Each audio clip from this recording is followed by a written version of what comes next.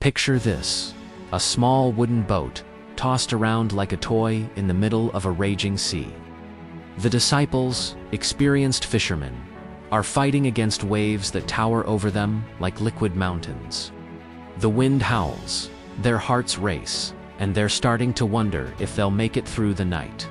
Then, through the misty darkness, they see something that makes their blood run cold. A figure, walking on top of the churning waters, approaching their boat. Is it a ghost? A hallucination? Their terrified whispers turn to shouts of fear. But then, a familiar voice cuts through the storm. Don't be afraid, it's me.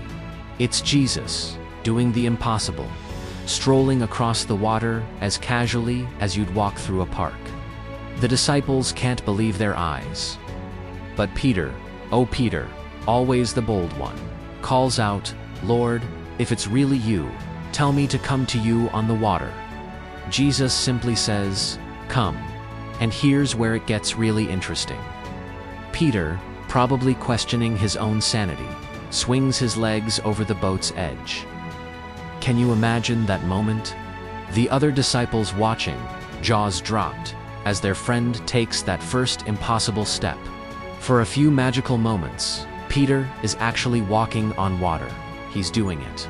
But then, and this is where we can all relate, he makes the mistake we often make. He looks around, he sees the waves, feels the wind, and suddenly remembers that people can't walk on water.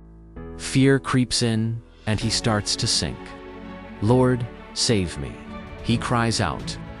Jesus reaches out and catches him, with a gentle smile and these words, "O you of little faith, why did you doubt?" You know, this story isn't just about a miracle on a stormy sea. It's about those moments in our own lives when we're faced with the impossible. When we're asked to step out of our comfort zones, our safe little boats, and trust in something bigger than ourselves. Sometimes we're Peter, bold enough to take that first step. Sometimes we're the other disciples, watching from the safety of our boat.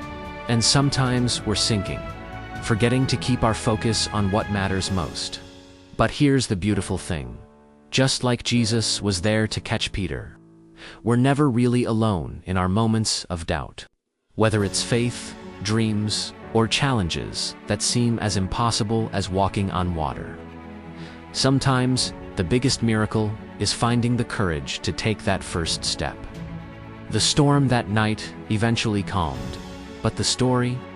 Well, it's still making waves 2,000 years later, reminding us that sometimes the impossible becomes possible if we just keep our eyes on what matters and have the courage to step out of the boat.